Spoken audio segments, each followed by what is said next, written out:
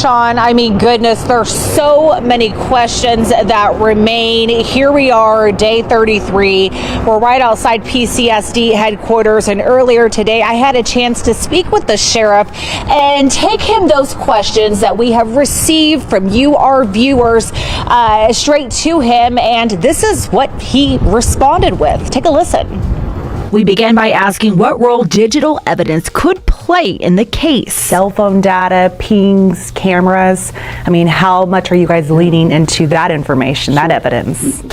You know, it could be a cell tower dump, could be analyzing a cell phone. So there is still digital evidence that you guys are waiting on to receive? Well, we're analyzing all the time, yes. We also asked about the more than a dozen gloves found during the search. None of them had a fingerprint that could lead us to a suspect. What I will tell you about the gloves is simply this. The closest glove was 2.5 miles away. We take the glove and we analyze it and we prioritize it, and part of that analysis included DNA. We've gotten some reports back and it's pretty much eliminated, and that was the closest one. He says gloves found farther away, some 6 to 7 miles out, are still being reviewed, but so far none have produced fingerprints or evidence tied to a suspect.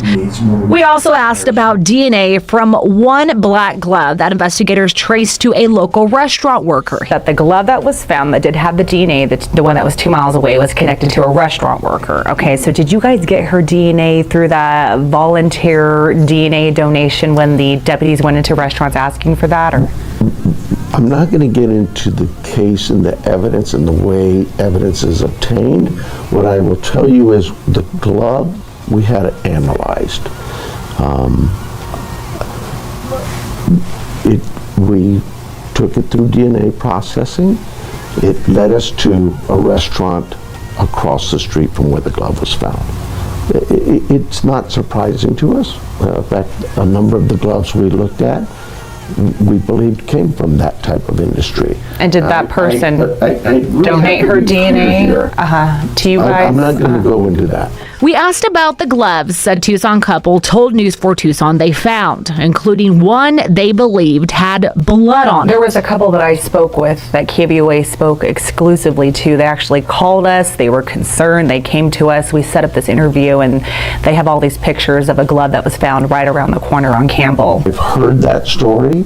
I don't know when or where it was found. I know that there was some speculation that it had blood. My understanding is that has been analyzed and there has been no blood found on it.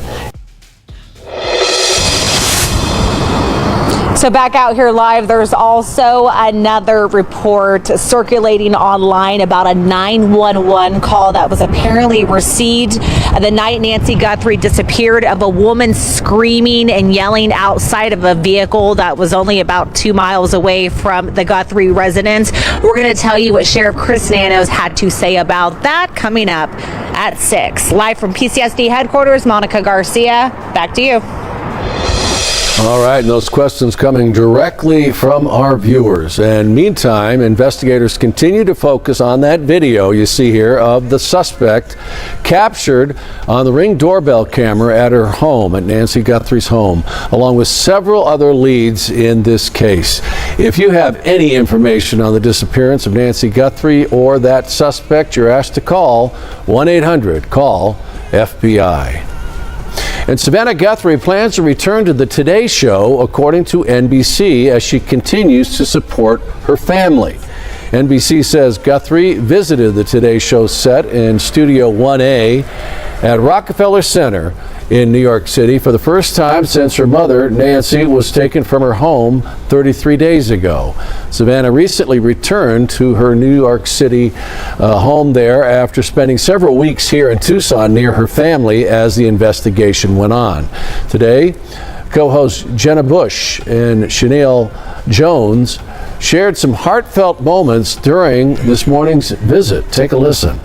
We got to see her this morning, and in her perfect way, she talked to all of us, hugged every single person in this room, the crew. And upstairs. Yeah, she said that, You know, she has the intention to return to the show, even though it feels like the hardest thing to do. It's also her home.